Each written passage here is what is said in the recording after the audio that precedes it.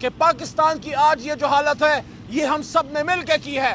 آج اگر کوئی یہ کہتا ہے کہ صرف سیاستدان تو بالکل غلط ہے، اور اگر کوئی یہ کہ اسٹیبلشمنٹ نے پاکستان کی یہ حالت کی ہے وہ بھی غلط ہے۔ سب نے مل کے اس میں اپنا اپنا حصہ ڈالا ہے۔ 77 سال پہلے جب پاکستان آزاد ہوا تھا، کسی نے یہ نہیں سوچا تھا کہ پاکستان میں کچھ لوگ خاص ہوں گے، کچھ لوگ عام ہوں گے۔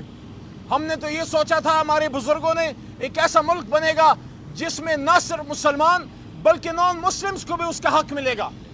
آج آپ دیکھ لیجئے پاکستان کی حالت کیا ہے کہ جو شخص کھڑا ہو گیا کہ میرا ملک آزاد ملک ہے، میں اس ملک میں کسی اور ملک کی پالیسی نہیں چلنے دوں گا، وہ آج اڈیالہ میں پڑا ہوا ہے۔ کیا قصور تھا؟ یہ قصور تھا کہ امریکہ بہادر کے سامنے کھڑے ہو کے ایبسولوٹلی ناٹ کہا، یا یونائٹڈ نیشنز میں صہیونیوں کے سینے کے اوپر کھڑے ہو کے ایاک نعبد و ایاک نستعین اور حرمت رسول صلی اللہ علیہ وسلم کی جنگ لڑی؟ ایسا نہ کیجئے۔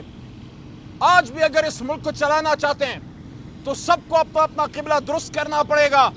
اگر کوئی یہ کہتا ہے کہ صرف سیاستدان نے خراب کیا ہے، تو اس ملک میں 3 لمبی مارشل لائیں گزر چکی ہیں، اور جب سیاستدان حکومت میں ہوتا ہے تب بھی کتنا با اختیار ہوتا ہے آپ سب کو پتہ ہے۔ اس لیے اب ضرورت اس امر کی ہے کہ جتنا نقصان ہو چکا، آپ کی تبدیلی اور بہتری کا سفر اس دن شروع ہوتا ہے جب پہلے آپ یہ مان لیں کہ ہاں نقصان ہوا ہے۔ کیا اس کا احساس بھی ہے؟ کیا احساس ضیاع ہے یا احساس ضیاع جاتا رہا؟ میرے خیال میں احساس ضیاع جاتا رہا۔ عمران خان صاحب اور ملک کی تمام سیاسی قیادت جو سیاسی مقدمات کا شکار ہیں، ان کو باہر لائیے۔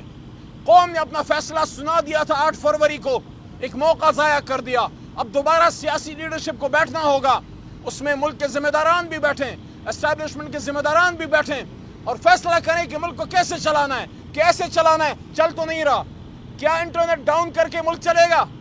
کیا انٹرنیٹ ڈاؤن کر کے اور امریکہ میں ٹائم سکوئر میں اپنی تصاویر لگا کے کیا پاکستان میں IT کا بھونچال آ جائے گا، انقلاب آ جائے گا؟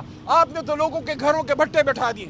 جو لوگ بیچارے، ہمارے بچے، سرکار تو روزگار دے نہیں سکتی، ہمارے بچے جو گھروں میں بیٹھ کے وہ سوشل میڈیا کے ذریعے IT سے اپنا خرچہ چلا رہے تھے، اپنا گھر چلا رہے تھے، آپ تحریک انصاف کے ڈر سے سوشل میڈیا بٹھا رہے ہیں۔ آپ سوشل میڈیا نہیں بٹھا رہے، آپ لوگوں کے گھروں کا بٹھا بٹھا رہے ہیں۔ ایسا نہ کیجئے۔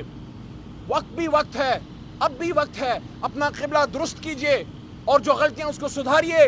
تمام سیاسی قیادت کو میں نے الیکشن سے پہلے بھی کہا تھا، آج بھی کہہ رہا ہوں، بیٹھنا پڑے گا، بات کرنی پڑے گی۔ عمران خان صاحب کو بھی سنیں، باقیوں کو بھی سنیں، اور جو مینڈیٹ قوم نے دیا ہے وہ مینڈیٹ واپس کرنا پڑے گا۔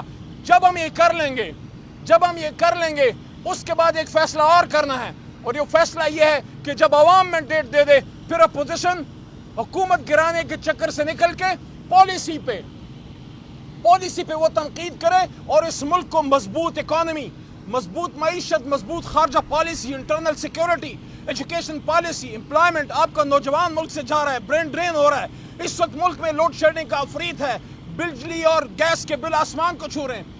لوگ اپنے گھروں کے بجلی کے بل دینے کے لیے اپنی بیٹیوں اور بچیوں کی بالیاں تک بیچ رہے ہیں، لوگ خودکشیاں کر رہے ہیں۔ اس حالت میں آپ کو صرف ایک عمران خان نظر آتا ہے، آپ کو صرف تحریک انصاف کا سوشل میڈیا ورکر نظر آتا ہے، جس کو آپ ڈیجیٹل دہشت گرد کہتے ہیں۔ یہ ڈیجیٹل دہشت گرد نہیں ہے، یہ سبز ہلالی پرچم سے محبت کرنے والا نوجوان ہے جو عمران خان صاحب کے ساتھ صرف پاکستان کی محبت میں عمران خان کے ساتھ ہے، وہ حب عمران میں نہیں، حب پاکستان میں عمران خان کے ساتھ ہے۔ اس لیے ہم سب کو اپنا قبلہ درست کرنا ہوگا۔ آخر میں پھر یہ کہہ رہا ہوں، عمران خان صاحب کو اور تمام سیاسی لیڈرشپ کو باہر لائیے، بیٹھیے، بات کیجئے، اور قوم نے جو فیصلہ سنایا ہے اس کو مانیے۔ سپریم کورٹ نے جو فیصلہ دیا ہے ریزرو سیٹس اور مائنورٹیز کا، اس کو امپلیمنٹ کرنا پڑے گا۔ اگر سپریم کورٹ کے فیصلے امپلیمنٹ نہیں ہوں گے پھر ریاست کا کام رک جائے گا، پھر تو آئین خدا نخواستہ معذلہ معطل ہو جائے گا۔ اس تک نوبت نہ لائیے۔ جو سپریم کورٹ نے فیصلہ کیا ہے اس کو آپ منوان مانیے جو ریزرو سیٹس کا ہے۔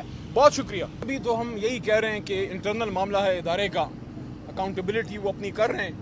اگر اس کو کوئی سیاسی یوز کرنے کی کوشش کی جائے گی اس پہ پھر تحریک انصاف اپنا موقف دے گی۔